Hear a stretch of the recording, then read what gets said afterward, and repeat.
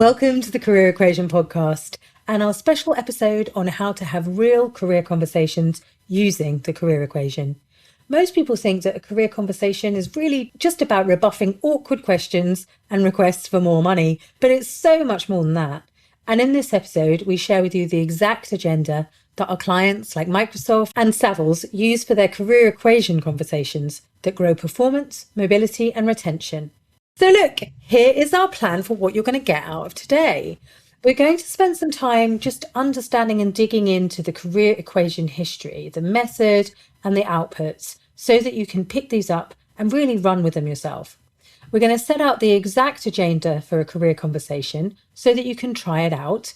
And we're going to demonstrate it with Zoe and I doing a real world practice session of the conversation so that you can see it in action. If you do well visually and you'd like to follow along, you can find a link to a free guide to the agenda for career conversations in the show notes. Welcome to the Career Equation, a practical formula for career conversations that helps businesses and their leaders to engage, retain, and grow their talent. Hosted by Erica Sosner, Career Equation creator, and Zoe Schofield, careers expert and equation enthusiast.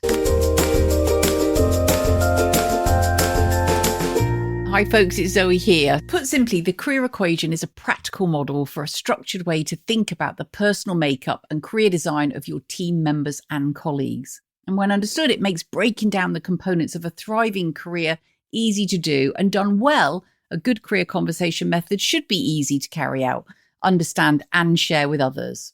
So the model we use, as you know, is the career equation. So let's just recap. I know that you will have heard this before, but it's always good to have it front and center of our mind. And the more you hear it, I know the muscle memory will kick in and you'll be able to pick those four components really easily.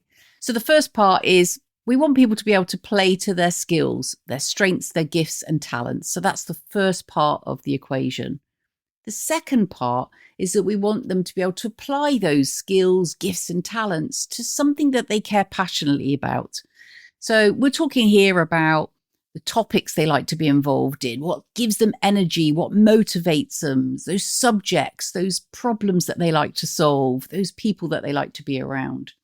The third component is impact. So we're talking here about the difference that they want to make, the legacy, the motivations for them doing the work so they can see the results. And the fourth part is all about the environmental fit. We want people to be in a place where they feel they can do their best work and to understand the components of what helps them to be at their best. So this is all about environment, where we're talking here about culture, value, pace of work, the rules and regulations, or the freedom and autonomy that they get. So all those elements that go into helping them to be at their best. So before we do a deep dive into how the agenda itself works, I wanted to just share a little bit more about the thinking behind the method. You know, from now coming on for 22 years as a career coach, I've had a lot of career conversations with professionals in all sorts of different industries. And over again, the fundamental problem that they're encountering is that they have too much choice. And too much choice in any field of your life is overwhelming. It's not helpful. It's actually very disabling, and it makes it hard to think clearly. So I wanted to devise a method that supported people when making important decisions about the world of work to focus in on what they actually wanted, what actually was meaningful for them. Because we can have skills that we don't necessarily want to use, or we can have ambitions that we've outgrown. So how do we have a kind of internal compass to help us to make good quality decisions that are informed by our own unique design? And it struck me that we all had a need for this self-insight and for a method to do it, because at least here in the UK, there's quite a dearth of good quality career guidance, whether it's at school, university, or in the workplace, that supports you to connect the dots between what's going on out there in the world of work or in your business or organization and what's going on inside of you and what you have to offer. So there was a need really for both parties in the discussion to have a framework to organise their thinking about what might be next in someone's career. And both employers and employees were telling me that the gap here was causing a significant amount of problems. There's also an aspect of understanding the neurology of our own decision making. We need to be able to reduce down our criteria so that we can be creative in our resulting narrowed down niche, if you like. I discovered that most brains can cope only with 5 different variables. And so looking over all of the different career discussions I'd had, all the different professions and environments, I found and distilled down 4 key buckets, if you like, of career decision making and of career concern that were most important to my clients, and put them together in what we now call the equation. And generally, we find that once people have had a chance to focus in on these 4 different elements, their skills, their passions, their impact, and their environment, they pretty much covered everything that is important to them. And both sides have quite a structured, well-ordered understanding of what the individual is looking for, what's going for them, what's proving more challenging. And at the end of the day, the model's just a model. Like, it's just a relatively simple way of organizing your thinking. The most important aspect of it is what it translates to in terms of the quality and the confidence with which both people can have a high quality discussion, and then ultimately the outputs that come out of it. It's the shared outputs and tools that really provide you as a business leader with the key data and the trackable ROI that helps you to prove that this investment that you're making within the career conversation framework is worth doing. So I just want to give you a chance to hear both what we've told you about the equation, but also about the outputs from the conversation that are really going to help you to anchor the impact that you're having. For the business too, it's not just what the individual gets from it. And they help you then to plan.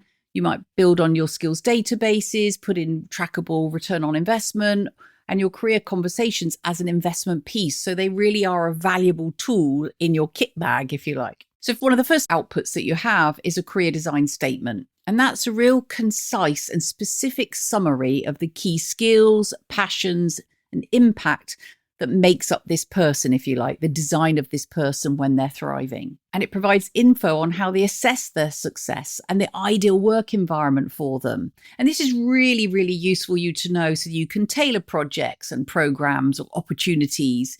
You can build on those skills and make sure that gets included within any databases so you're really up to date with the information about them.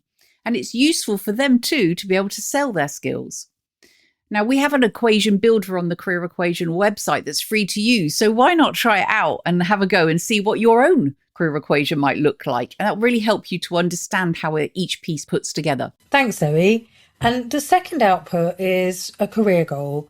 A career goal within the context of the career equation is a goal that is set for 12 months or less, that should be agile and should address very specific outcomes that the individual owns for the coming year. Because once someone has, as Zoe described, this clear career design statement, this kind of North Star around their aspirations, then we want to be able to set out what kind of impact they want to make and the value that they're aiming to grow. And so a goal becomes much easier to set and much more grounded once we've got a sense of the criteria that people are hoping to meet and the results that they're hoping to achieve. So in the career equation method, goals are always short-term by design. They're usually 12 months or less. And they sit at the intersection of what this person is trying to become and what the business actually needs from them right now. And this keeps the goals realistic and relevant for you and motivating for them. They're not vague aspirations. They're really tangible, measurable experiments. Skills I want to build, things I want to learn, outcomes I want to deliver, exposure I want to gain, contribution that I want to make. So enhancing their experience of themselves as thriving in their career. And for a career conversation, it's incredibly useful to have goals in the mix because it takes the focus from a kind of abstract, what do you want to do next, to what progress can we together tangibly make now? And it gives managers something really concrete that you can support and engage with and enlist other people to support your employee around. And it gives your employees something tangible to own that relates to their personalized growth plan and therefore invests their focus and attention on being in the business and getting better.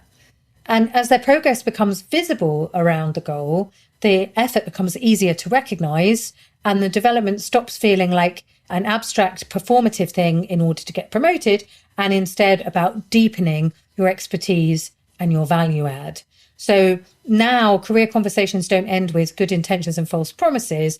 They end with real tangible clarity about what, who's this person? What do they want to experience? What goals should we set around that? And what next steps might we need to have in place? And that's what builds momentum and clarity and goodwill on both sides. And the final piece of the jigsaw, if you like, the output to come out of the conversation is a career plan, and how we start at the end of that plan and work backwards. So when we talk about career plans in the equation, we're not talking about a 5-year ladder or a list of job titles. We want to start somewhere that's much more human than that, much more useful. So we start at the end and work backwards. So when we've talked to somebody about their career goals and they've highlighted some next step future aspirations that they have to achieve, we start from that point of them imagining that they've achieved that goal. And we'll be asking them things like, what do you see as your impact at this point? What sort of contributions do you want to be making as a result? How do you feel about having achieved this next goal? Really getting them to imagine themselves having achieved it, visualizing what that success will look like. And then we help them to get there by working backwards from that point in our action planning. So from a business point of view, this is incredibly powerful, because when people can define their own career plan in this way, managers don't suddenly have to come up with the answers, wave their magic wand and solve it for them. Career conversations become much more calmer, more adult, and much more honest. And people then are more likely to stay because you've gone through the pieces of the puzzle. You've had the conversation with them. You've got them to be able to articulate their design. You've helped them to set a goal and a few goals around that. And then you're getting into an action planning method that helps them visualize success and work backwards from there so they can clearly see what their first next steps are. An organization gets something they rarely have, real insight in what their people want to contribute to next, where their capability is going to grow, and where there might be any friction that's holding them back at the moment that you can help to solve. And that's when a career strategy really stops being fluffy and starts becoming much more serious about retention and a performance lever. Yeah, we really want your people, by the end of a good quality career conversation, to see their future, and ideally see their future here. And this is where it really matters, I think, particularly for the PLCs, the large organizations that we work for. Because if you're employing tens, hundreds of thousands of people, then simply tracking whether someone had a career conversation doesn't actually tell you very much and doesn't guarantee the value and the leverage that can come out of it. It's a tick box exercise, right? It tells you that a meeting happened, but not whether anything moved as a result of it. But tracking whether someone now has a career plan, a career goal, a design statement, or a skills download, if you're doing it in a skills pathway, as I know some of our clients are, that is completely different, because the plan, the pieces, the outputs tell you that they've thought about the value they wanted to create on the back of the conversation. They've identified the skills they're building towards, and they know whether this organization still feels like the right place to do that work, to execute that plan. So that is a lot more actionable. And the tracking of outputs rather than the tracking of the conversation being had is something that I would strongly encourage you to consider. Which outputs are going to show that a person is really motivated and clear around owning their career? Because it's that ownership based on the relationship that was facilitated by the conversation and the model that starts to make it make sense. So I hope that it's useful to give you this sort of tracking and to understand a little bit of how the model frames the conversation, which frames some outputs, and the outputs frame action. And when lots of people can articulate their plan in a way that can be shared, the organization also might benefit from starting to see patterns where aspiration is clustering, where key skills or skills gaps are emerging, where particular forms of friction are slowing people down in trying to get their work done. And it allows you also to spot the risks earlier, people who are drifting, who are stuck, who are disengaging, and to support mobility before resignation letters appear that you don't want.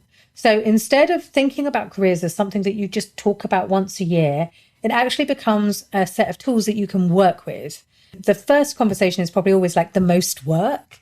But once you've got the framework and you've started to get these outputs, you've got outputs that people can work with. And that's when it stops being about kind of tick box exercise, a compliance activity, and actually starts becoming a genuine and exciting engine for retention, capability, and long-term performance. In a subsequent episode, we'll definitely show you how you can also just take spots of what we're going to show you now. And, if you've just got 10 minutes here or someone asks you a particular question, you'll start to understand how different pieces of the conversation we're going to demonstrate could help you. So you don't even necessarily have to run the whole conversation to get some of the benefits from both the tools and the outputs. But as my piano teacher always said, you've got to learn your scales before you can improvise. And so today is all about making it really easy to show you the step-by-step learning the scales process of understanding and using the equation for quality career conversations. Let's have a go by breaking down the exact agenda that you can use for a career conversation, and then we'll show you how it works in action. And broadly, the agenda follows this sort of structure. You set the purpose of the meeting, like why you're here together today. You'll explore a little bit of their story so far. You'll then map their career equation, so where they are now. And from there, begin to identify a goal or goals and talk then about the next steps. So that will then be the goals, how to get into planning mode, so designing an action plan, and then capturing any further outputs when you're going to meet again and what the next steps are for both of you. So it really depends on how much time you have as to how much of that agenda you can get through in one session. So we're certainly going to do the first sort of part today, but to give you a flavour of setting their purpose, exploring the story, mapping the equation, and getting to a first sort of steps goal, we'll definitely try to get to there today. So you'll be able to tap into our free Career Conversations agenda if you want to pick up the full downloadable document that will guide you through what we're about to explore. So shall we have a go, Erica? Oh, let's do it. Marvellous. So, Erica, today's all about you. I'm really curious to hear more about what's driving you right now and how we can support your kind of long-term direction here. So I'm really curious to know, to start with, like, how do you even define success in your career? Like, what does good look like for you right now? What sort of experiences are you looking forward to next? Okay. Yeah, I think success is such a loaded word, isn't it? But when I think about success in my career, I guess I mostly think about impact, which I kind of measure in numbers to some extent, as in numbers of people I've worked with, or feedback from organizations, or the scale of a rollout that we've managed to have, or retention data and results that we've got. So some of it is quite personal. It's sort of like, have people told me a story about making a difference in their lives or in their organizations. And some of it is kind of keeping score by the numbers and volume of the people that we're connecting with or equipping with the equation. But I think there's also probably something about enjoyment and kind of self-expression, that I really enjoy playing with form and different kinds of mediums. And I'm always trying to make my ideas like more digestible, more easy to understand, more easy to transmit. So there's also a kind of, have I been able to play with form? Have I been able to conduct an experiment that's been exciting and new and fresh in terms of delivering that impact? And are there any kind of experiences then that you're looking to feed into the utilising that kind of, or having that success this year? Is there anything that comes to mind that you think, oh, I definitely would love to experience that? Yeah, I definitely am interested in doing more broadcasting. I think it's a really nice medium for allowing people to like gently and quietly digest something that's quite fundamental, potentially quite deep and profound in relation to their own lives. And it has a sort of element of like privacy that I find quite nice and spacious, that people can choose on their own terms to listen to a podcast, to absorb the information, to see how it fits with their system and the work they're doing within their organization. So definitely keen on that. I'm also keen on the possibilities of deep diving into the cultures of the clients that we work with and using that broadcasting and podcasting to help them produce a more comprehensive suite of careers education.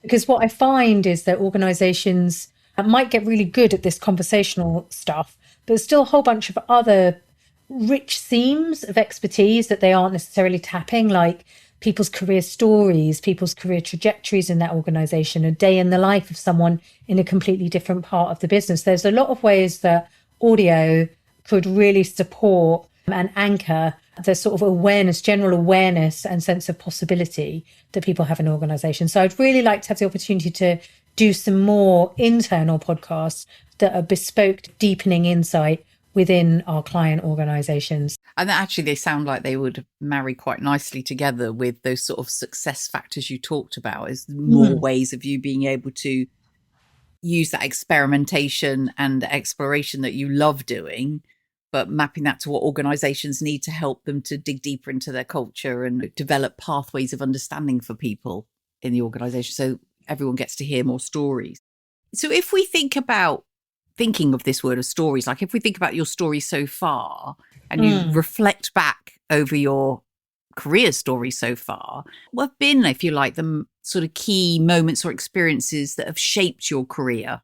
Yeah, I think I remember the sort of shock and dismay on the back of a year of recruitment process to join the civil service fast stream, which I kind of expected would be a good fit for me as a social historian and certainly dealt with issues that really mattered. But then having a sort of career conversation on the sort of recruitment day that said I either needed to work in prison service IT or policemen's pensions.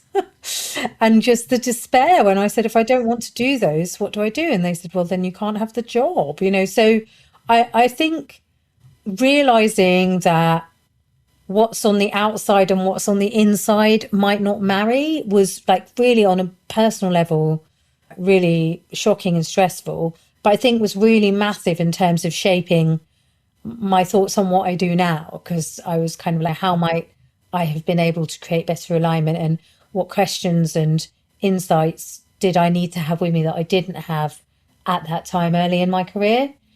I think then also working for a virtual consultancy. So after the Home Office, I joined Astar, who were an industrial theatre consultancy, and they worked remotely in 2002. And I was like, this is great. We would meet up in London a lot. We'd meet up at the office a lot. We'd meet up on client site. We'd spend time at home. And I just loved that kind of variety of like, where is the best place to do this work, and being trusted to do that, and not having a pressure that I think I found quite hard of like, showing up every day, looking a certain way, being in a certain frame of mind. And I'm just a little bit too volatile as a person for that level of consistency. So that was quite a big deal. And then I think probably the next biggest thing has been, I think, understanding that actually there was a careers gap within businesses, because I had done a lot of work with like under 25s, early careers, helping employers to map 21st century skills and how to start to correlate that with people entering the workplace for the first time. And I'd done quite a lot of that. I had assumed that us grown-ups had it all sorted out around careers. And then after I published my first book or so and was looking at employee engagement data, I was quite struck by this fact of that like careers were really still an issue.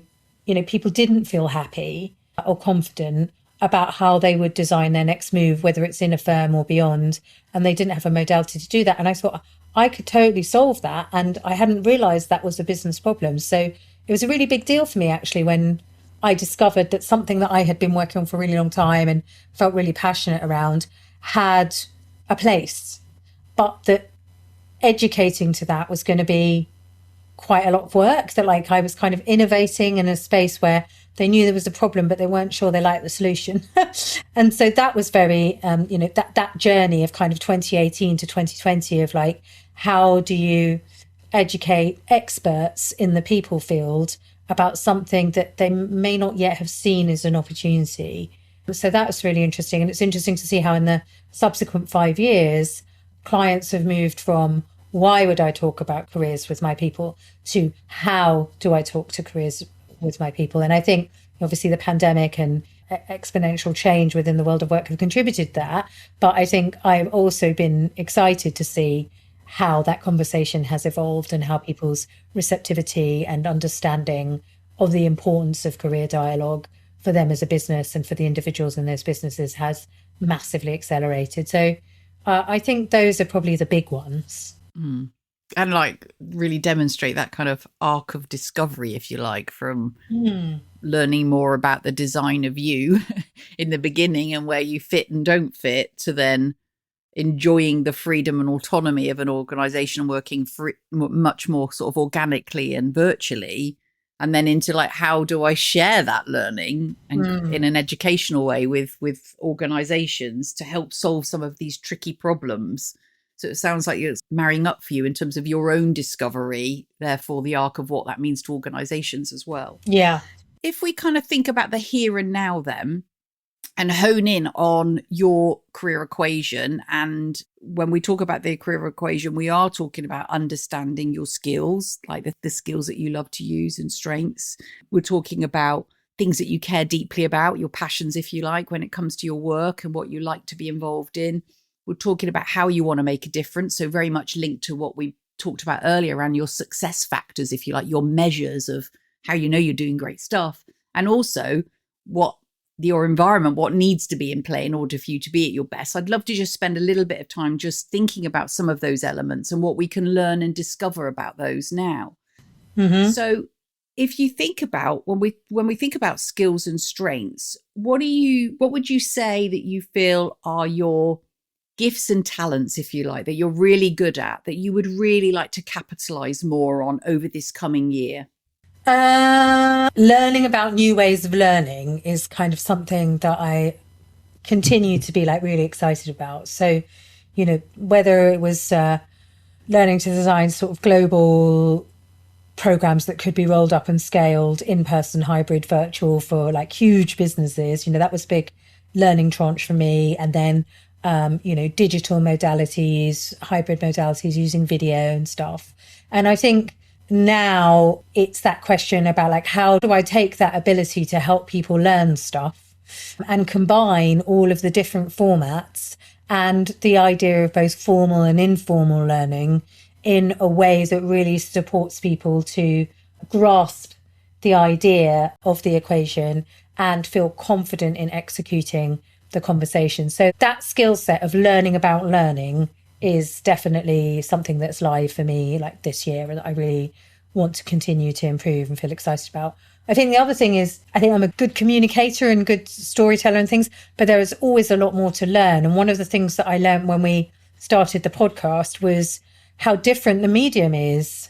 Like, you know, a book is different to a training program, is different to a video, is different to audio, because on audio, you can't see what I'm showing you, or, you know, an image, and I can't see you and know whether you are understanding and feel, you know, if you've got your brow furrowed or whatever. So there's always a lot to learn about the methodology for the execution of that learning. And I feel like particularly within the audio realm, that I'm enjoying learning what makes a great podcast and, you know, how audio production can help you and what the structures need to be, all those kinds of things. So yeah, how to put something together that really, really works as a piece of work. And when it comes to then applying those, if you like, those strengths and gifts that you want to continue to develop, what sorts of problems do you see yourself wanting to solve over the next sort of 12 months? You know, what are those sort of areas that are really sparking your curiosity to get involved in? Well, you know, I continue to really only be interested in things that are very practical. And it's part of why I sort of jumped ship from broader leadership learning and really niched into something that I thought would help humans move themselves forward in relation to their careers, whatever their age or stage. So that remains true, that like practical, pragmatic remains important. I mean, there are 100 subjects outside of careers that I consider to have value in that area, not least kind of things like, you know, education for children. education for parents that have nothing to do with my day-to-day work, but I find really interesting and valuable. I think probably like alongside careers, the future of work, where is it all going? How do you make good career decisions? How do you create a career strategy that enhances your talent and succession plans and all of that? There's probably something moving into like a bit more around creativity and innovation. I used to do a lot of training within that space of helping people to think creatively and how to use design thinking to innovate.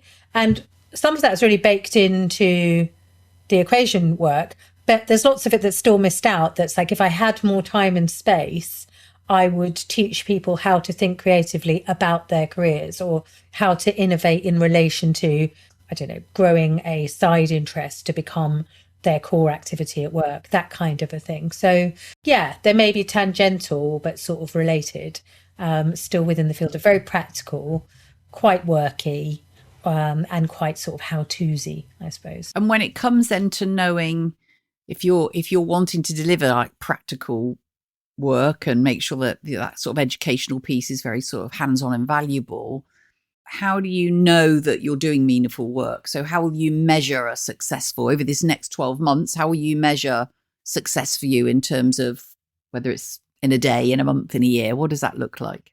I think that success is, well, it's definitely going to be measured by client work, client impact. Specific pieces of work that I feel proud of, that might be a learning design, it might be a new book, it might be some articles, it might be some podcast episodes where I look back and listen to that and go, yeah, that was good. Or even better, someone else tells me, hey, that was really good. And I passed it on to all these people and they thought it was really helpful too. And they took lots of notes. That's when I know that the way that I'm trying to communicate and the essence of the thing I'm trying to communicate are landing the way that they should and creating the results that they should. So those are really my measures, I think.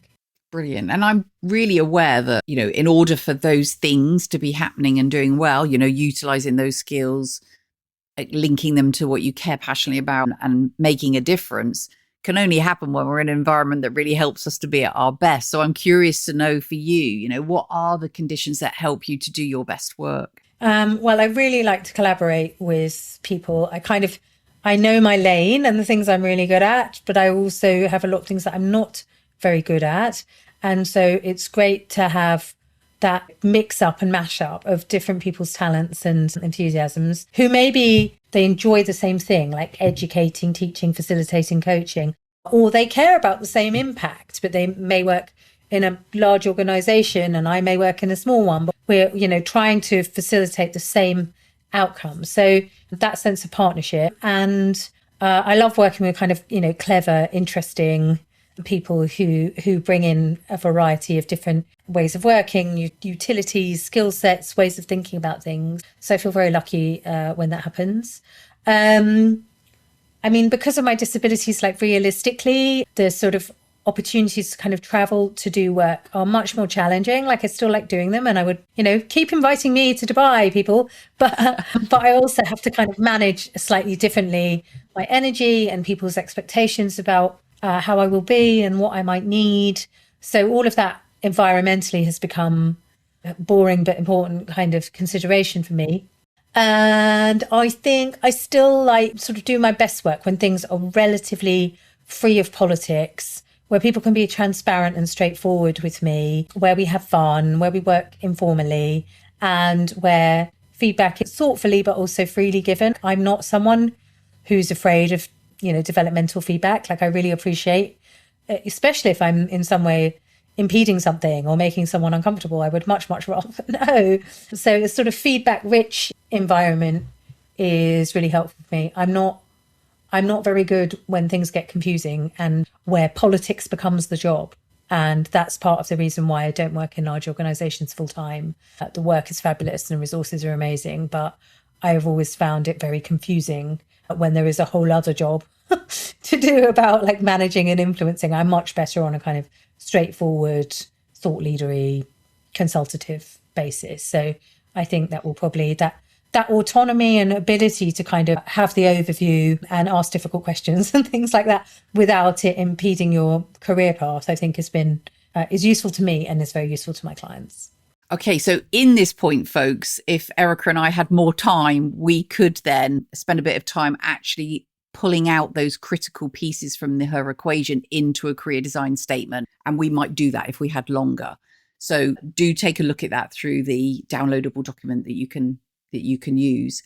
But for time today, Erica, let's just take a moment to think then about, given what we've talked about, what might be a goal that you feel that you would like to achieve within the next 12 months in context of what we've already discussed, and you've started to talk about what sort of experiences and things that you would like to do over the next year. Could you pick something, one goal? Yeah, I think I would pick, how about something like create 2 bespoke podcast series for different clients that relate to deepening their career navigation strategy within their organization, something like that. So it's like, two different organizations by the end of the year. I don't know exactly what shape they would take because it depends on the client, but let's just say that it's been shipped, that are really well received internally and help them to scale up the message they're trying to communicate and the opportunities that they're trying to share. Brilliant. And folks, just take note that Erica's already done something really well there, and that she's been quite specific about her goal because she knows that's what she would do if she was working with someone to define a goal. So yeah, she said by the end of the year, the measure is 2 bespoke podcasts for 2 different clients. And the content is around deepening their career navigation strategy that will help them to do that. So that just notice that when you're in conversations with people, though, and quite often we find when people set goals, they're quite woolly to start with, and you can't kind of pin them down. So do that work to get the date, the measure, the specificity out of them. Again, in the context of a normal conversation, if we had time, we might now dive into, okay, so how are we going to set that out as a plan of action so that you definitely achieve that goal, Erica? And I would start with Erica around getting her to imagine she's achieved the goal at the very end of the year and work backwards from that point to gather the sort of, and what were you doing at this stage? And what were you doing at this stage? Right back until today. So she could go away with one small action. And it might be, think of 2 clients I would like to reach out to see if they're interested in doing this. So that's where we would go to next in the conversation. And then from there, it's really about a case of deciding, well, what's our next steps together? So what, Erica, are you going to take away and do as a result of our conversation? And what support might you need from me to help you do that? Yeah, but I think probably starting to identify existing clients with whom I think this might be a valuable addition to the work we've already done with them, because they know, like, and trust us. And at least I can throw the idea around quite freely and just see how it lands. I think there might be a couple of people I'd like to speak to who do something a bit like this within their production companies. It might be a useful conversation to have, probably. And in terms of support, certainly starting to frame what a structure or intervention might usefully look like based on your years of experience of working with our client and with the individuals and what they say that they need. So probably spending some time together, getting some ideas together and thinking about what might be valuable would be really helpful. And maybe just keep me to account by checking in this time next month about whether I have actually done those things. It would be really useful. Yeah, thank you. No problem at all. So we'll definitely get those in the diary. So I think that conversation for us to take that goal forward would be really helpful. And also we can get something in the diary to pick up this conversation around what other goals might help you to achieve some of those outcomes that you talked about. And working on your design statement would be lovely I'd love to have the opportunity to do that with you. Has it been useful? It has been really useful. It's been great to kind of have some time with you to pick up on, the patterns, the things that I like, and to be able to talk to you a little bit about some of the things that might be in the future that are not necessarily like very well defined within my current job role, but that I could see would be like commercially useful within the context that we're in. And it's nice to say aloud to someone something you want to do and have that encouraged. And I think if we can put aside some time to look at the planning, like work backwards from having these pieces of work completed, just to help me to work out realistically, because that's something I'm not that good at, how much time each thing is going to take to do the way I'd like to do it. That would be really, really helpful as well. So I'd welcome picking that up perhaps next month. I can do some thinking about it and bring it to you. Okay, so folks, so there's a bit of a whistle-stop tour of certainly the first sections of the career conversation and some sort of pointers for other things that you could do next. I hope that's been helpful. Erica, where should we go from here? Well, so, I mean, there's so much more to say about the conversations, but hopefully this has given you a sense of where the agenda that we set out for you might go in a first conversation. You'd have more time than us. We've spent just 20 minutes. You'd probably spend closer to an hour, and there'd be much more spaciousness and chance to give more feedback. But I'd like you to just consider, if you, having listened to that, what would happen if you embedded this kind of conversation into your check-in rhythms across the entire business? What might it mean for you when it comes to retention, to mobility, to succession? Can you see value in these kinds of conversations? And if you can, what might be your micro experiment, the water, and check, the fit and interest around the equation, or whatever framework you're planning to structure the conversation around. And to support you with that, there is the Career Equation book. You can buy it on Amazon or in bookshops anywhere. You can download the free Agenda to Career Conversations guide, which is on our website. And, I do recommend that because it's even got things like the precursor email that you might want to send beforehand about having this conversation for the first time. So it really is holding your hand to make things easy to start to understand how the model can work, how you might frame it in a conversation, how it might land. And if you are an HR leader and you're interested in how might I take this and make it scalable for all different kinds of conversations within your business, then do get in touch with us via the Career Equation website, where we would be delighted to just explore with you how you embed high quality career conversations that really drive retention, engagement, and performance. So until next time, we'll look forward to continuing the career conversation. Enjoy having a practice, everyone.